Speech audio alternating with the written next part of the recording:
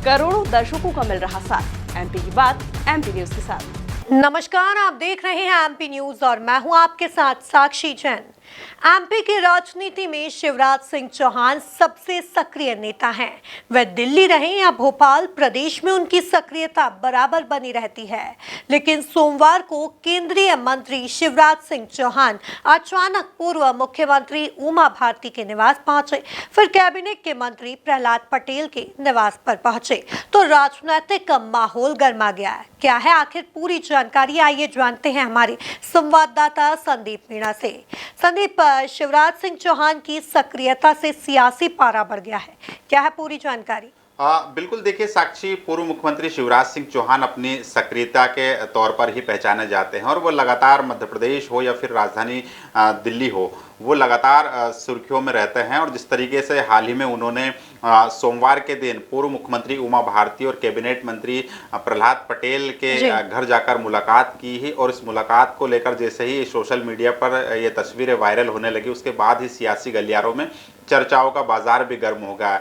चर्चाएं इसलिए तेज हो गई है साक्षी की क्योंकि शिवराज सिंह चौहान ऐसे समय पर इन दोनों दिग्गज नेताओं से मिलने पहुंचे हैं जब मध्य प्रदेश में अगर बात करें तो सरकार में मंत्री और मुख्यमंत्रियों के बीच में कुछ न कुछ अनबन की खबरें सामने आती रही। और वहीं मध्य प्रदेश में संगठन पर्व के तहत भारतीय जनता पार्टी के जिला अध्यक्ष को लेकर भी चुनाव होना है, तो कहीं ना कहीं इस मुलाकात को लेकर सियासी पारा चढ़ गया है कि शिवराज सिंह चौहान इन दोनों दिग्गज नेताओं के साथ कोई चर्चा करने पहुंचे हैं। हालांकि जिस तरीके से अगर देखा जाए तो शिवराज सिंह चौहान की बात करें तो पूर्व मुख्यमंत्री उमा भारती और कैबिनेट मंत्री प्रहलाद पटेल की करीबी जो है शिवराज सिंह चौहान से बेहद पुरानी है और ये शिवराज के करीबी नेताओं में शुमार भी माने जाते थे। हालांकि बीच में कुछ ऐसा हुआ था, सियासी समीकरण ऐसे बने थे कि इन दोनों ही नेताओं से मनमुटाव की खबरें सामने आई थी। लेकिन फिलहाल जिस तरीके से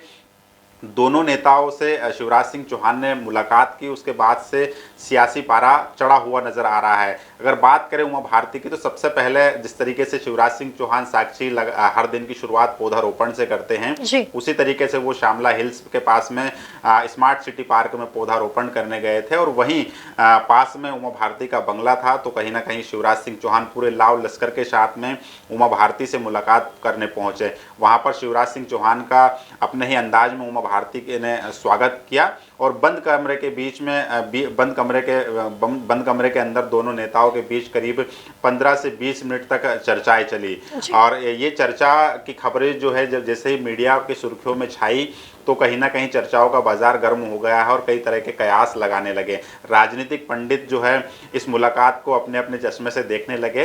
इस बीच शिवराज सिंह चौहान प्रहलाद पटेल के निवास भी पहुंचते हैं, वहां से भी उनको मुलाकात करते हैं और कहीं ना कहीं तमाम तरह के कयासों का दौर भी शुरू हो गया था। लेकिन सच्चाई ये है साक्षी की शिवराज सिंह चौहान जो है इन दिनों अपने दोनों बेटों की शादियों को लेकर जो है व्यस्त चल रहे हैं। और कहा यह जा रहा है कि शिवराज सिंह चौहान उमा भारती और मंत्री प्रहलाद पटेल के घर पर उनके बेटे की शादी का निमंत्रण देने पहुंचे थे। लेकिन भले ही ये बात निमंत्रण की हो, मुलाकात शादी के न्योते से जुड़ी हो, लेकिन कहीं ना कहीं कहा यह भी जा रहा है कि इस मुलाकात के दौरान तीनों नेताओं के बीच में कुछ ना कुछ जो है सियासी गुफ्तगू जरूर हुई है। जी संदीप, शिवराज सिंह चौहान दिल्ली के साथ साथ मध्य प्रदेश में भी अपनी मौजूदगी का समय समय पर एहसास कराते रहते हैं, क्या मायने हैं आखिर इसके? बिल्कुल, देखिए शिवराज सिंह चौहान की छवि मध्य प्रदेश की बात करें तो एक जननेता के तौर पर है और वो जनता के मामा कहे जाते हैं। और अपनी मामा छवि वाले अंदाज में शिवराज सिंह चौहान हमेशा अपनी सक्रियता का जो है समय समय पर यह आभास भी करवाते हैं कि वो भले ही दिल्ली चले गए हैं लेकिन उन्होंने मध्य प्रदेश नहीं छोड़ा। क्योंकि अगर देखा जाए तो शिवराज सिंह चौहान 20 साल तक मध्य प्रदेश की सत्ता में रहे हैं।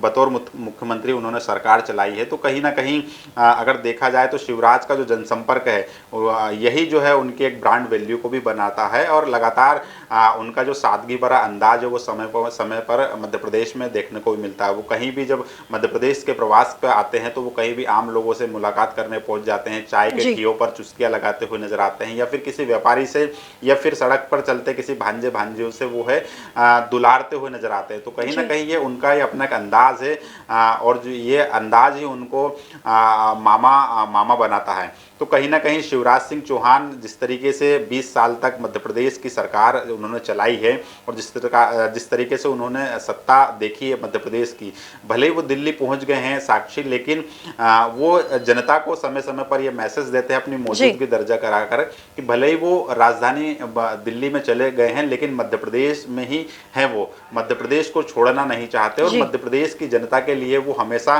काम करते रहेंगे। और लगातार वो जब भी आते हैं केंद्र सरकार से कुछ ना कुछ जो योजना है वो अपने मध्य प्रदेश की जनता के लिए लेकर आते हैं, और लगातार उनका जो संकल्प है, जो उनकी एक अहम योजना है लाडली बहना योजना, उसको भी लेकर वो लगातार बात करते हुए नजर आते हैं मंच से। वो कहते हैं कि उनका लक्ष्य अभी खत्म नहीं हुआ है, जो लाडली बहना उनको लखपति दीदी बनाना है। तो कुल मिलाकर देखा जाए साक्षी, शिवराज सिंह चौहान को भले ही केंद्र में भेजा जा चुका है, लेकिन वो फिलहाल मध्य प्रदेश से जो उनका जुड़ाव है या उनका जो लगाव है, वो कहीं ना कहीं वो समय समय पर सोशल मीडिया के जरिए हो या फिर अपनी मौजूदगी दर्ज कराने को लेकर हो, तमाम तरह के जो प्रयास होते हैं वो कहीं ना कहीं जनता को संदेश देते हैं कि वो मध्य प्रदेश छोड़कर नहीं गए हैं। जी, तमाम जानकारी के लिए शुक्रिया संदीप। लगातार है अपडेट्स के लिए और खबरों के लिए आप सभी बने रहिए एमपी न्यूज के साथ। नमस्कार।